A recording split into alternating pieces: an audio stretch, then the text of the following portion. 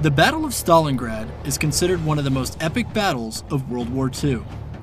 Stalingrad is one of the largest land campaigns in human history, and when viewed through the lens of the U.S. Army's operational framework and doctrine on offense and defense, it provides rich opportunity for professional discourse at every level.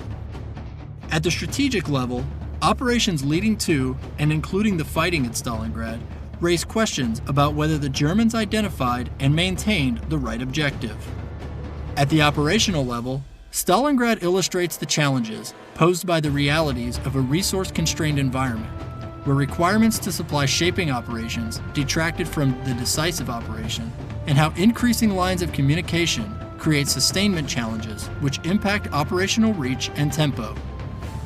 At the tactical level, Stalingrad demonstrates the extreme brutality of the urban environment during large-scale combat, the importance of decentralized execution and a premium on junior leader initiative, as well as rapid small unit innovation. Many predict future warfare will inevitably feature complex fighting in dense urban environments. If this is the case, the lessons learned from Stalingrad and current doctrine for urban combat provide warning, education, and guidance for those who order forces into cities, for the leaders who plan the operations, and for the soldiers who may pay the ultimate price. The Stalingrad campaign overview covers Case Blau in 1942. It will discuss the final advance to Stalingrad and how the city became the major German objective of the 1942 campaign. The overview will examine the struggle for Stalingrad itself, noting major combat actions across the city. Finally, this program briefly covers the major Soviet offensive, Operation Uranus, which encircled and destroyed the German 6th Army in Stalingrad. This film primarily focuses on planning, coordinating, and conducting large-scale combat operations in a high-intensity combat environment. It also provides an account of urban fighting within Stalingrad and focuses on the unique aspects of operating in a city. It will also highlight the insights gained from the German desire to maintain a swift advance despite the terrain difficulties, and the Soviet defense measures which attempted to thwart the attackers. In the spring of 1942, following the failure of Operation Barbarossa the previous summer, Hitler and his commanders became less ambitious regarding their objectives for the upcoming campaign. Instead of major advances along the entire front, the plan focused on a single major advance in the south. He aimed more narrowly at an economic objective, the Caucasus oil fields, which would help him sustain the German industrial capacity. U.S. Joint and Army doctrine advises commanders to adhere to the principle of objective and to direct every military operation toward a clearly defined, decisive, and achievable goal.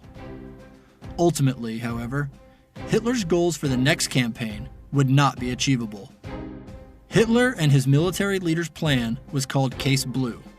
The operation was to begin with a powerful offensive by Army Group South, designed to destroy as much of the Red Army forces as possible without allowing them to withdraw. Then, the decisive operation.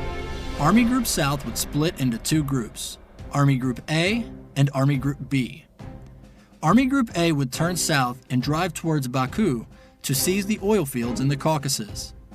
Army Group B would simultaneously advance east and seize Stalingrad, located on the Volga River. The capture of Stalingrad, though of some value for its factories, was mostly important for its geographic position. Seizing the city would allow Army Group B to control decisive terrain along a defensive line behind the Don and Volga rivers. Army Group B would protect the flank and rear of Army Group A, giving it freedom to maneuver in the Caucasus. The German plan for the offense reflected three of the U.S. Army's four characteristics of the offense. It would achieve surprise by initially dispersing its forces in a deception operation. It would then concentrate its force at the right place and time, and it was most certainly audacious in its massive scale. Due to the extended distance of the offensive operation and massive sustainment and protection requirements, Hitler's commanding generals found it difficult to maintain tempo, which should characterize an effective offense. Stalin and the Soviet High Command, known by the Russian term Stavka, decided to transition to the defense. However, the Soviets made two major errors which left them vulnerable to the German offensive in the south. Stavka incorrectly predicted the German main effort would be in the center of the front towards Moscow. Thus, most of the Soviet reserves were located near the capital, and Stavka was reluctant to release these reserves to the south. Second, Stalin insisted on spoiling attacks in the center of the front near Razhev and in the south at Kharkov. Both offensives failed, and the Red Army suffered massive casualties with nothing to show for their efforts. For the Germans, Army Group South was the main effort, executing the decisive operation for Case Blau. The Army Group initially consisted of 3 German infantry armies, 2 Panzer armies, and 1 Hungarian army. It was assembled from more than 1.25 million troops, 950,000 Germans, and 300,000 Axis allies. It was also comprised of more than 1,600 tanks and 1,600 aircraft. The Army Group was initially commanded by Field Marshal Fedor von Bock. Facing Army Group South were 2 Soviet fronts. Note that the Russian term front refers to an army group, with Soviet fronts being somewhat smaller than German army groups. The Southwestern Front was commanded by Field Marshal Semyon Timoshenko and consisted of 4 field armies. The Southern Front was commanded by Colonel General Rodion Malinovsky and consisted of 5 field armies. The Soviet forces totaled almost 1.75 million troops, 3,000 tanks, and 800 aircraft.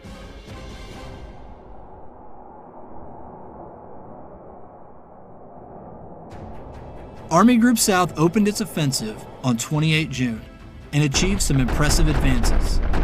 By 7 July, Colonel General Hermann Hoth's 4th Panzer Army had linked up with the 6th Army near Voronezh on the Upper Don River. 2 days later, Army Group South was redesignated Army Group B, and Field Marshal Wilhelm List's Army Group A, consisting of the 1st Panzer and 17th Armies, was activated to begin its offensive into the Caucasus. The Russians believed this southern offensive in Ukraine was a supporting effort, and the main German offensive would still be in the center toward Moscow. Thus, the Soviets poured reinforcements into the fight for Voronezh, but were hesitant to send reinforcements further south. On 11 July, Hitler ordered the 4th Panzer Army, which had been moving towards Stalingrad, to change directions and move southeast to support List's Army Group A, which was struggling to secure crossings over the Don River. At the same time, the 8th Italian Army arrived as reinforcements to bolster Army Group B. After bitter fighting, Rostov fell on 23 July, and Army Group A was now poised to advance into the Caucasus. With Rostov secured, Hitler transferred 24th Panzer Corps from the 4th Panzer Army to General Friedrich Paulus's 6th Army in order to reinforce the drive toward Stalingrad. Stalingrad now seemed to be developing into a more important objective.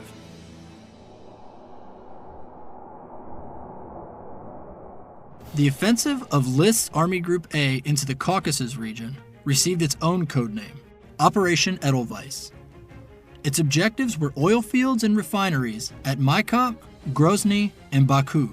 This offensive faced significant challenges, to include a long, tenuous supply line which stretched across more than 1,000 kilometers of a high-plain salt desert and the Caucasus mountain range, with peaks above 5,600 meters. List faced many challenges with Operation Edelweiss, mainly of which would be the allocation of combat power across his incredibly long lines of communications. He needed to simultaneously secure his supply routes to thwart attacks by insurgents, allocate enough strength on his flanks to prevent Soviet counterattacks, all while still maintaining enough soldiers and machines for his main effort to seize the oil fields. Facing Army Group A was Marshal Semyon Budionny's newly created North Caucasus Front. Army Group A's advance began on 25 July. By 30 July, Army Group A had crossed the Don and was making good progress toward the Caucasus. That same day, Hitler detached the bulk of Hoth's 4th Panzer Army from List's Army Group and transferred it back to Army Group B under the command of Colonel General Maximilian von Weichs. Hoth's Panzer Army was to turn northeast towards Stalingrad and assist Paulus and his 6th Army in taking the city. With the detachment of Hoth's army, List received the ill-equipped 4th Romanian Army as reinforcements. List tried to continue his exploitation with far less forces than he had hoped. He directed 1st Panzer and 17th Armies to advance south toward Maikop and Krasnodar. By 10 August, Army Group A had seized the Maikop oil fields, but the Soviets had burned most of the storage facilities and destroyed the well equipment. With supply lines stretched to the breaking point and units strewn across the Caucasus mountain range, Army Group A became bogged down. The German struggle to adequately allocate combat power illustrates the importance and difficulty in applying U.S. Army doctrine regarding operational reach and culmination point. Operational reach is the distance and duration across which a force can successfully employ military capabilities. Extending operational reach is a major concern for commanders throughout the duration of an operation. The limit of a unit's operational reach is its culminating point. It was not until 10 September that the Soviet stronghold of Novorossiysk was captured. List also tried to reinvigorate his group's offensive further south, but the Germans were unable to take Grozny, and they were never able to threaten the faraway Baku. Annoyed at the slow progress, Hitler fired List and took personal command of Army Group A. As Army Group A's offensive was culminating in the Caucasus, the capture of Stalingrad began to take on a greater importance as the new main German objective. There were certainly valid reasons for wanting to seize the city. As mentioned earlier, it had some economic value and a key location on the Volga. Perhaps even more critical, the psychological value of the city named after Stalin himself loomed as a major influence on German decisions, which ultimately committed 6th Army to seizing the city. Also, as the Caucasus goals became more unattainable, Stalingrad became an alternate way to achieve victory in the 1942 campaign.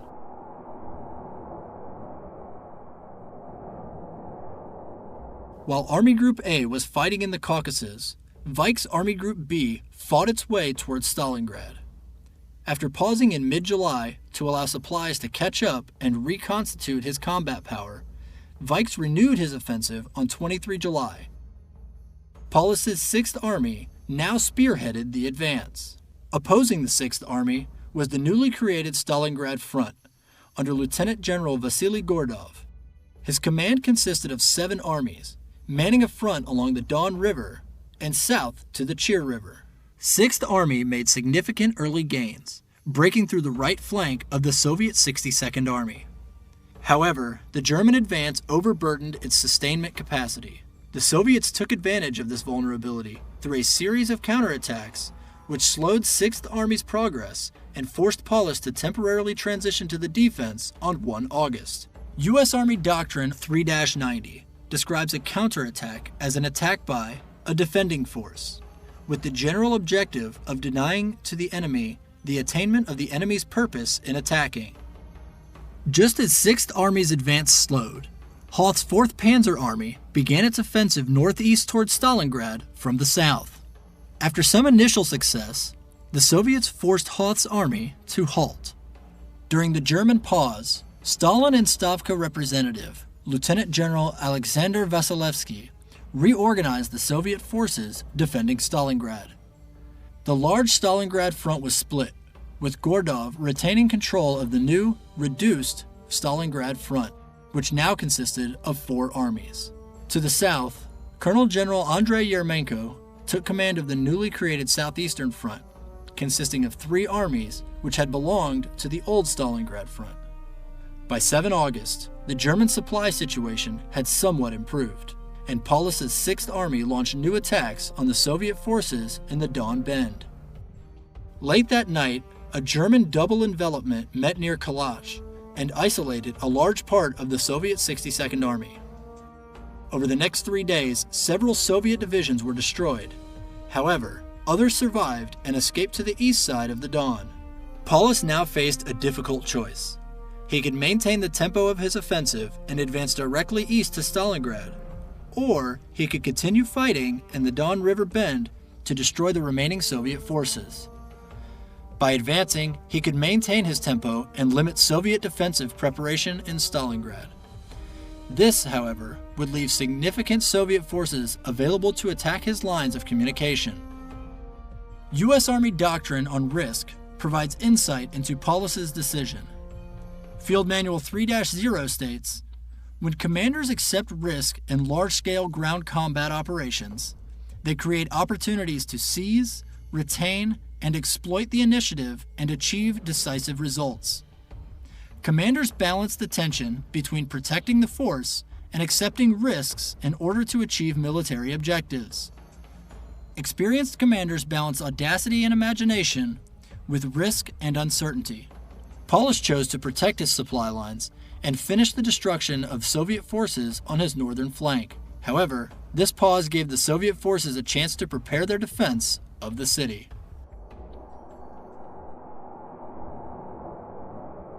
With Soviet forces cleared from the Don Bend, Vikes planned his next offensive to first isolate and then seize Stalingrad.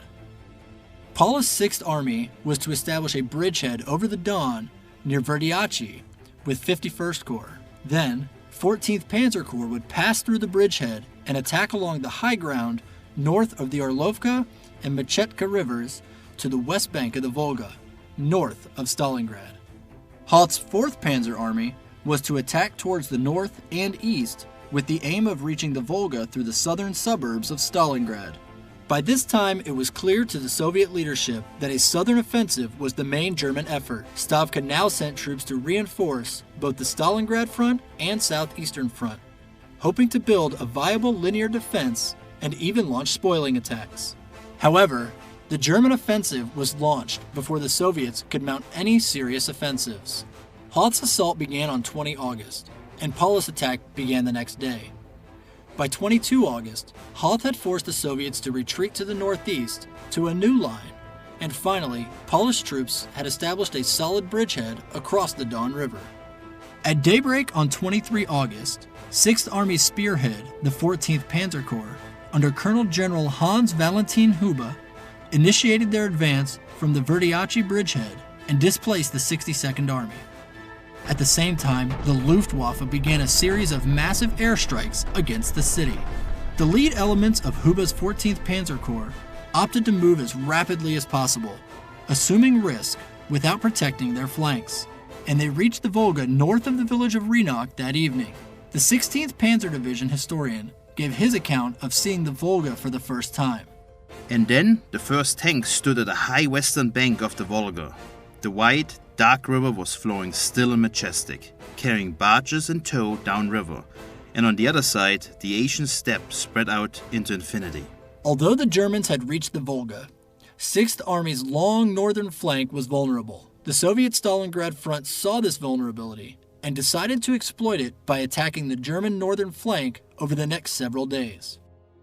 The attacks were costly and did not penetrate the German line, but they prevented 6th Army from diverting combat power to the main effort. The integration of counterattacks is one of the U.S. Army's characteristics of the defense. Defending forces seek to disrupt attacks by employing actions that desynchronize the enemy's forces' preparations. They counterattack to deny the enemy force the ability to exploit. Simultaneously, while the 6th Army advanced to the Volga, Hoth's 4th Panzer Army resumed its offensive, but due to fierce Soviet resistance, it was forced to temporarily transition to the defense. On 29 August, Hoth renewed the attack and advanced almost 20 kilometers to the north. The German advance forced Soviet General Yermenko to order the 62nd and 64th Armies to withdraw to new defensive lines near Stalingrad.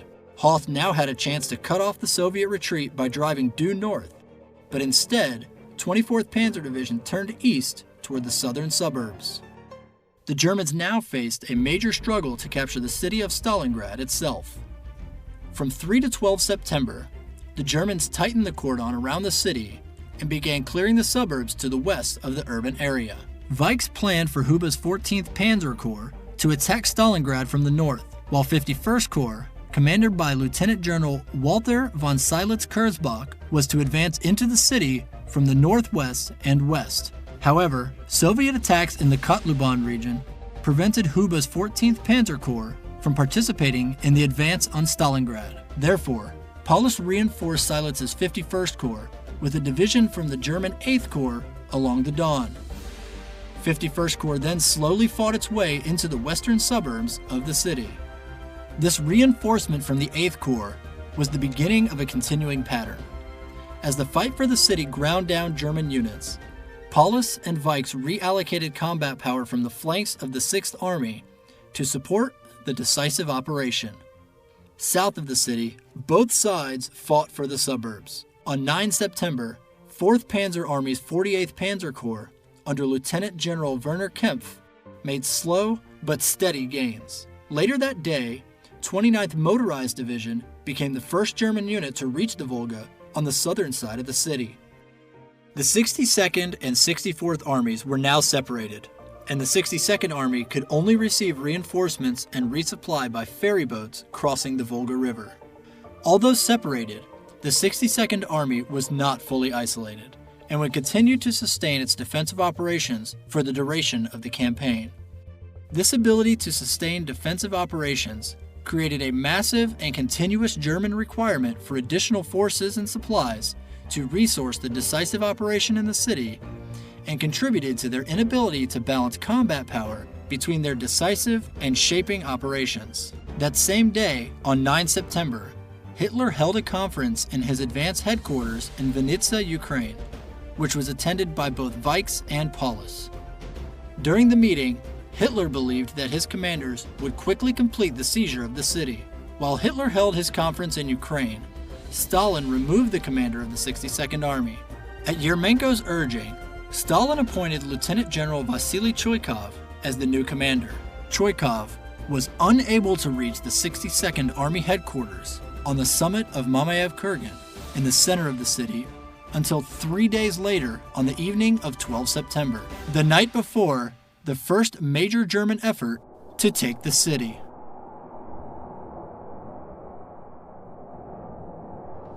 As Paulus's 6th Army prepared to assault into Stalingrad, there were a number of important locations that would become crucial in the fight for the city.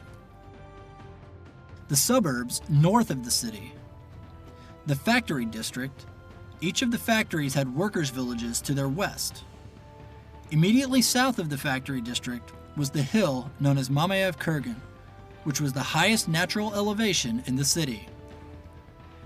Central Stalingrad was the most modern section of the city, a showplace for Soviet progress. Southern Stalingrad, which contained the 35-meter-tall grain elevator, and further south were more suburbs. Paulus's 6th Army assault force consisted of 3 corps. Huba's 14th Panzer Corps, with 1 Panzer Division and 2 motorized divisions. Seydlitz's 51st Corps, initially consisting of 3 infantry divisions, and Kempf's 48th Panzer Corps, initially consisting of 1 Panzer Division, 1 motorized division, and 1 infantry division. The total German strength in the Stalingrad area was 170,000. However, this included forces defending and unavailable for the initial attack.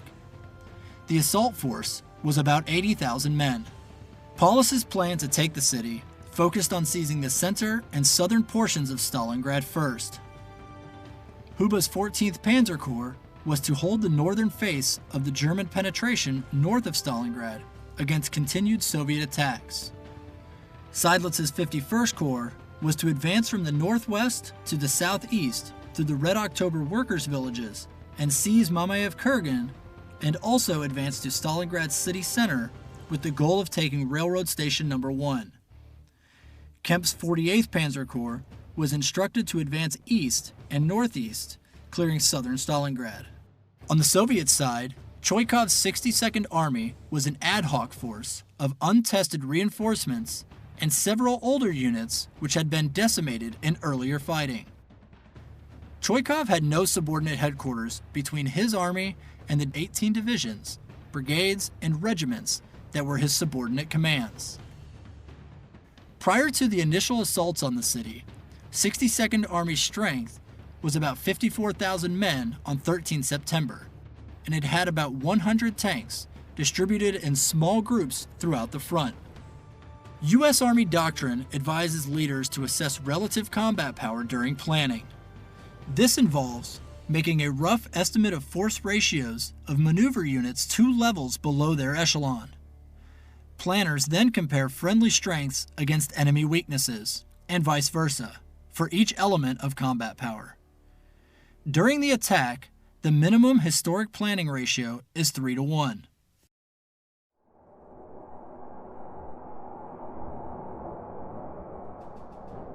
On 13 September at 0645 hours, a German air and artillery bombardment opened the attack. Stuka squadrons, artillery, and mortars heavily engaged targets throughout the city. The Soviets, in response, as they often did in previous engagements, opposed the German advance with heavy artillery and Katyusha rocket strikes from across the river and counter-battery fire. As they had in prior urban operations, the Germans often began each day's assaults with heavy artillery and air barrages. The intention of these bombardments was to demoralize the defending troops and facilitate the rapid seizure of the city. However, the success of this heavy firepower was mixed in Stalingrad. Often, the best German advances were made after these bombardments. But due to the lengthy operation, the city turned into a mass of rubble, mangled steel, and debris. Rubble piles provide excellent covered and concealed positions for dismounted forces while hindering mounted movement and maneuver. At 0800, following the pre-assault fires, Seidlitz's 51st Corps launched its attack. The Corps made slight gains in the north. In the center, it captured 2 key hills and forced Soviet defenders to withdraw to the west.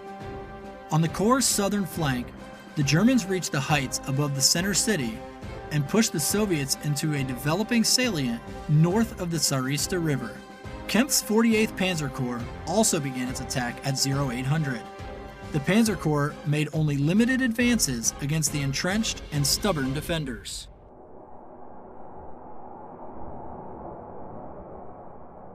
The German 6th Army focused its attacks on southern and central Stalingrad for the next 2 weeks. The force responsible for clearing the south was initially Kemp's 48th Corps. His plan for clearing his sector was to advance with all 3 divisions online. Choikov's 62nd Army had several units defending the southern sector of Stalingrad. According to a 24th Panzer Division report on 14 September, German gains were limited and costly in the south. Despite the limited success in the last 2 days, the Germans planned for a major breakthrough in the southern sector on 15 September using specially organized task forces called Kampfgruppen for the urban fighting. These groups were combined arms forces with added firepower, attached engineers, and flamethrower units. As in Army Techniques publication 3-06, commanders select the right subordinate force for the mission and balance it with appropriate attachments. High commanders do not direct how to organize the small tactical combined arms teams, but ensure that subordinates have the proper balance of forces from which to form these teams. The attack began at 0330 hours, and by mid-afternoon, the Germans had reached the area just west of Railroad Station No. 2. After a quick but harsh fight, the Germans captured the railway station later that afternoon. The group then left a small force behind to defend the station, while the main body resumed its northern advance. During their advance, the German Kampfgruppe could not help but notice the massive towering structure of the grain elevator, and were amazed at how the building dominated the terrain in this area. From 16 to 17 September, part of the 48th Panzer Corps turned its attention to reducing the pocket of Soviet troops west of the railroad line, while other divisions focused on the fight for the grain elevator. The Germans broke Soviet resistance in southern Stalingrad from 19 to 21 September, finally clearing the grain elevator. By 23 September, the Germans cleared the last Soviet resistance south of the Tsarista River.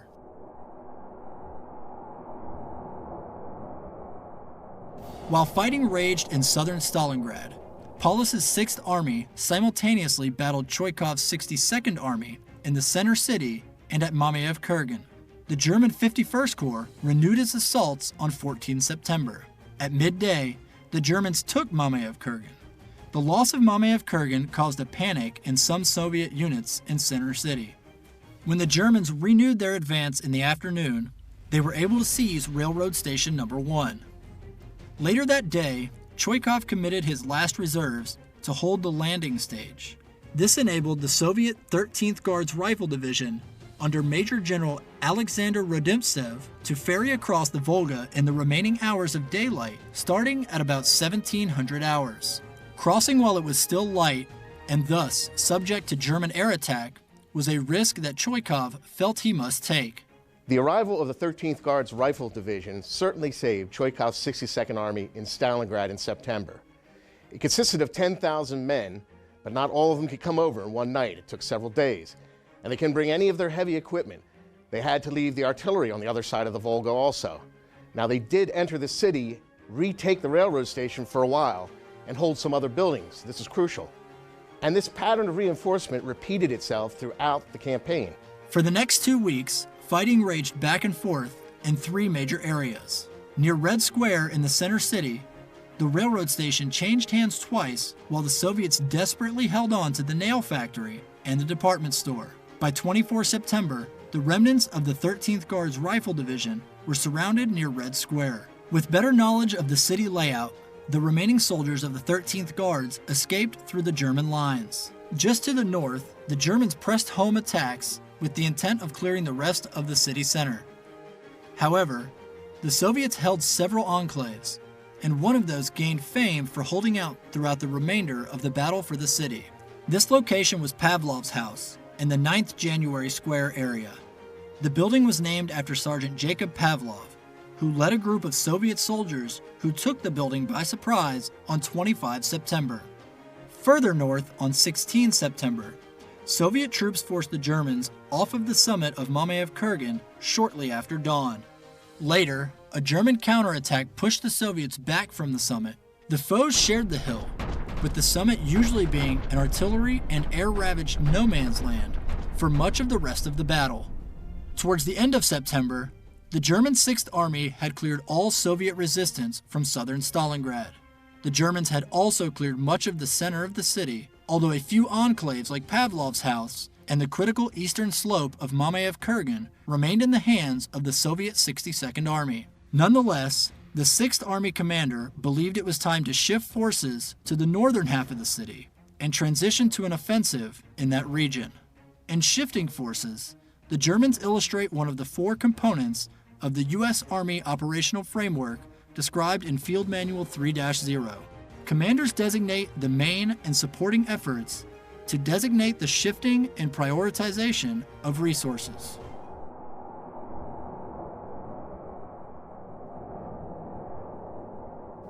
The 6th Army planned for its offensive on the northern sector of Stalingrad to begin on 27 September.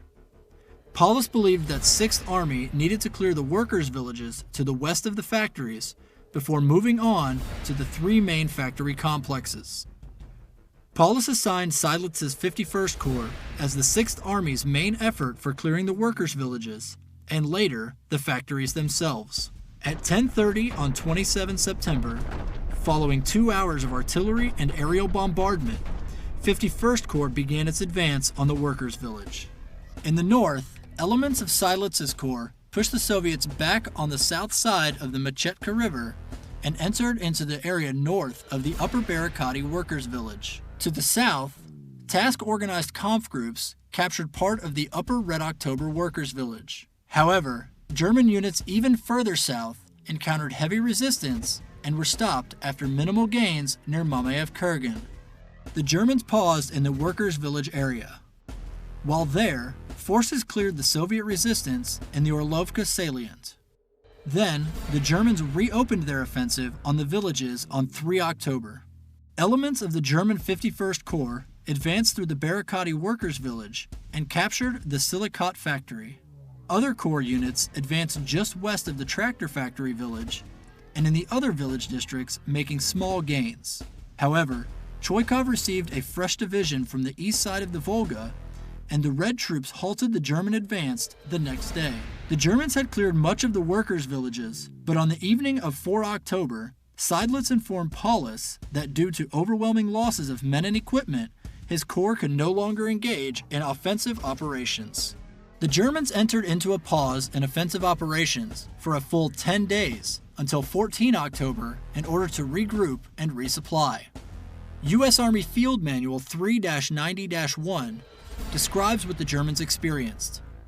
Usually, offensive actions lose momentum when friendly forces encounter heavily defended areas that cannot be bypassed. They also reach a culminating point when the resupply of fuel, ammunition, and other supplies fails to keep up with expenditures.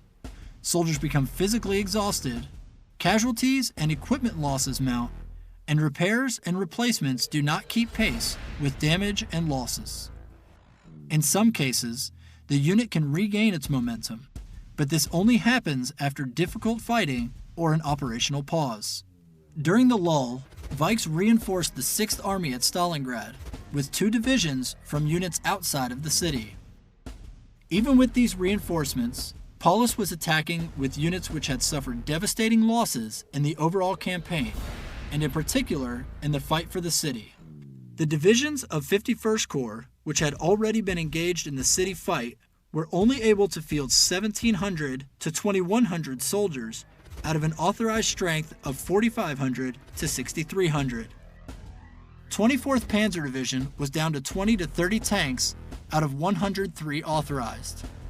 The Reinforcing Infantry Division was only slightly better off with just over 4,000 men, while the newly assigned Panzer Division added 35 to 45 tanks. Choikov's 62nd Army had also suffered enormous losses. For the upcoming factory fight, his divisions averaged about 3,000 men each out of an authorized strength of 10,500.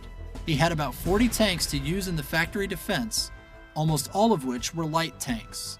Counting on his reinforcements, Paulus was ready to enter what he hoped would be the final phase of his attack on Stalingrad. Once again, the 51st Corps was the main effort. It was to attack northeast through the lower tractor factory village into the factory and to the Machetka and Volga rivers. The German offensive began on 14 October at 0730 hours. By early afternoon, the Germans had advanced deep into the tractor factory complex. Fighting continued throughout the night and into the morning hours of 15 October, with the Germans clearing the remainder of the factory complex by the end of 15 October.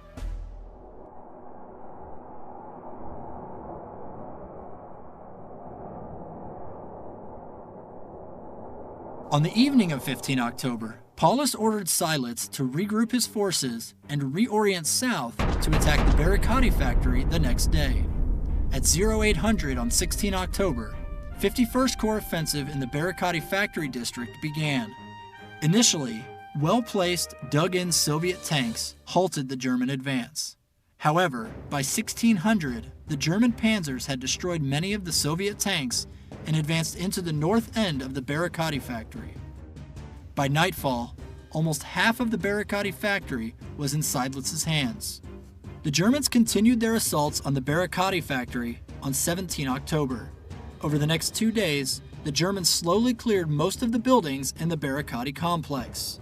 Seydlitz planned for new assaults, but heavy rains slowed the movement of German supplies and prevented the launch of new attacks for the next 4 days. During this time, Paulus received a fresh division to use in his assaults and make up for the devastating losses that his other divisions had suffered. While 62nd Army continued to draw German forces into the battle at Stalingrad, Stavka planned for Operation Uranus, a vast double envelopment designed to trap and destroy 6th Army in the city. Paulus renewed the German attack in the factory region on 23 October. In the Barricati area, one German division made little progress against the Soviets defending the southern halls of the Barricati complex. In the Red October factory complex, Seydlitz's fresh division made good initial gains. Over the next 2 days, the Germans continued to press their attacks on both factories. They succeeded in clearing almost all of the Barricati buildings, but could not overcome the Soviet resistance south and east of the complex. The Germans also cleared a bulk of the Red October factory buildings, but they could not clear the massive Martinovsky shop, where the Soviet defenders held on with vicious determination. Over the next 8 days, the attacks on the factories were small in scale as each side lacked manpower. Then, on 3 November, Vikes and Paulus began preparations for a new operation called Operation Uranus. The 6th Army commander realized that his existing forces were unable to conduct further major attacks, and the Germans decided to bring in assault pioneer battalions from other units in Army Group B to reinforce the 6th Army's final assault on Stalingrad. The operation began on 11 November at 0340 hours. Although they were able to seize the massive Commissar's house near the Barricadi factory and penetrate to the Volga River, the Germans could not destroy the remainder of Choikov's forces, who grimly hung to their enclaves. On 18 November, the Germans made slight gains in what amounted to be the last advance of the 6th Army in Stalingrad before Operation Uranus forced the 6th Army to transition to the defense.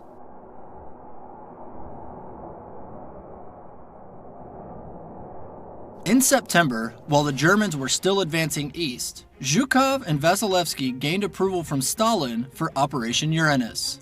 The plan called for the Voronezh front to secretly assemble strong forces behind the Serafimovich and Kletskaya bridgeheads and then attack 6th Army's and 4th Panzer Army's rear areas. As part of the plan, the Soviets reorganized their forces. The old Stalingrad front received a new commander and was redesignated as the Don Front, while the Southeastern Front became the new Stalingrad Front, with Yermenko remaining as its commander. The new Stalingrad Front was to assemble its forces for an offensive on the Sarpa Lakes region south of Stalingrad. These forces would advance west and north to link up with the advancing forces of the Voronezh Front. The gathering Soviet forces, both north and south of Stalingrad, were successfully concealed from the Germans. Military deception and the choice of an unexpected direction or time for conducting offensive tasks can result in the enemy being surprised. Surprise delays enemy reactions, overloads and confuses enemy command and control, induces psychological shock, and reduces the coherence of the enemy's defenses. The rapid penetration and destruction of the weak and less trained 3rd and 4th Romanian armies on the 6th Army's flanks would enable the encirclement of the Axis forces near and in Stalingrad. U.S. Army doctrine describes this form of maneuver as a double envelopment. A double envelopment becomes an encirclement operation when one force loses its freedom of maneuver because an opposing force is able to isolate it by controlling all ground lines of communication and reinforcement. For Operation Uranus, Vasilevsky had command of 3 fronts consisting of 700,000 troops and 1,400 tanks. With all of his forces finally in place, at 0720 on 19 November, Operation Uranus began. Soviet artillery began an 80-minute barrage of the Axis positions. Then, the units of the Southwestern and Don fronts attacked along a 300-kilometer sector north and northwest of Stalingrad. Southwestern Front's 1st Guards Army attacked along the boundary of the 8th Italian Army in the north to fix that element in place. In the center, the Soviet 5th Tank Army attacked the northern flank of the 3rd Romanian Army. The Soviet 21st Army, Southwestern Front's main effort, attacked the southern flank of the 3rd Romanian Army. The Soviets chose to attack the Romanian positions due to their lack of training, outdated equipment, and poor defensive terrain. Outnumbered, the Romanian defenses rapidly collapsed. By noon, the Soviet 21st Army had achieved a breakthrough and was heading for the 6th Army's rear areas and towards Kalash. The commander's decisive operation avoids the enemy's strength, where the effects of enemy fires and obstacles are the greatest. Against the well-entrenched and much better trained German units of the 6th Army, the Soviet Don Front ran into stiffer resistance during 19 through 21 November and made little progress. On the afternoon of 19 November, Army Group B realized the attack by the Soviet 21st Army of the Southwestern Front was the real threat and directed 48th Panzer Corps to the besieged area.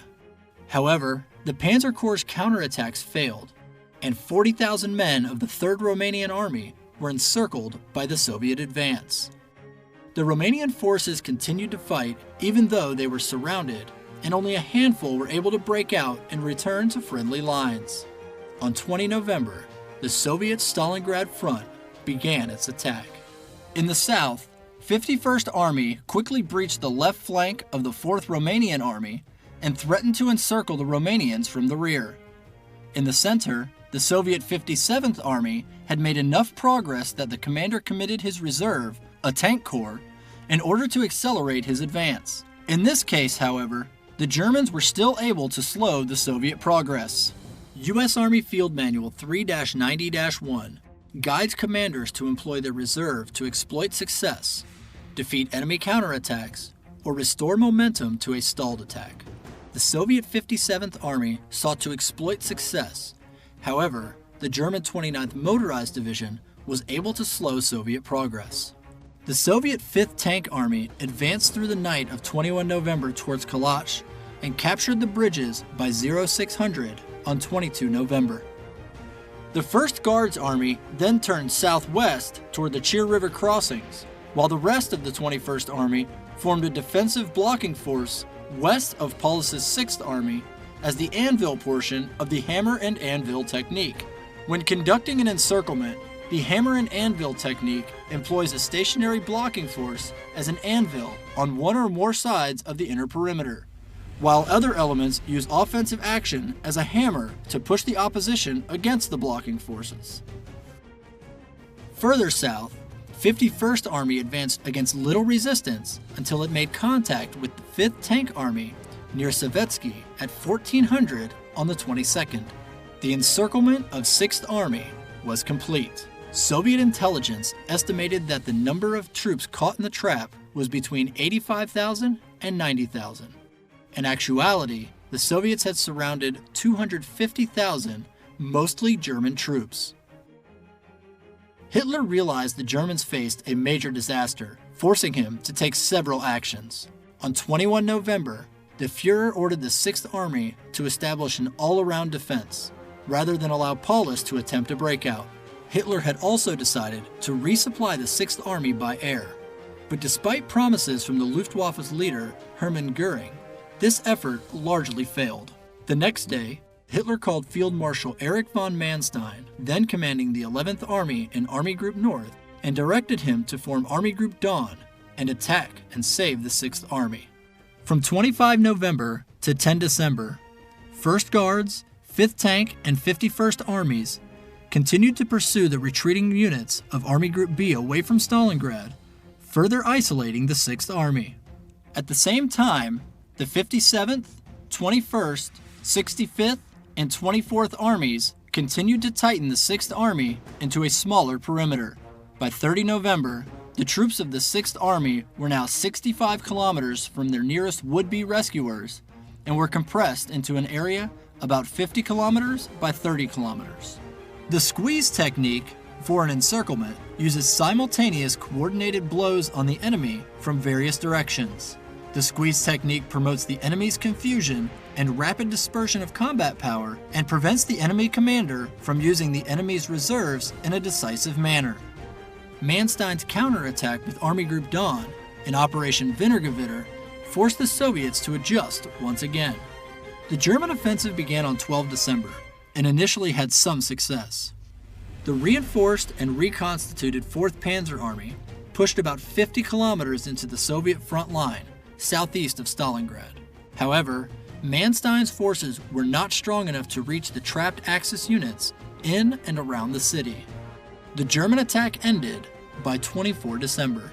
After stopping Manstein's army group, the Soviet Dawn Front spent about 10 days building and positioning its forces before opening the offensive designed to destroy 6th Army.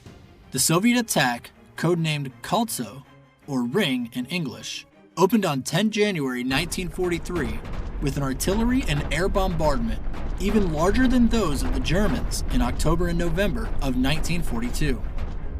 The Red troops made steady progress, compressing the German pocket from the west and southwest and capturing a key German airfield. On 26 January, advancing Soviet troops from the west made contact with the 13th Guards Rifle Division at Mamayev-Kurgan, cutting the German pocket in two. Finally, on 2 February 1943, German resistance ended. The battle for Stalingrad was over. The success of Operation Uranus, which was the culmination of a long campaign starting in the summer of 1942, led to the destruction of the German Sixth Army and was a decisive victory for the Red Army. Germany's Case Blau illustrates the importance of the principle objective and demonstrates the challenges commanders have with long lines of communication and how the distance impacts tempo and operational reach. The chaotic scenes in Stalingrad reveal the challenges of urban fighting and the brutal, compartmentalizing effects of the complex terrain.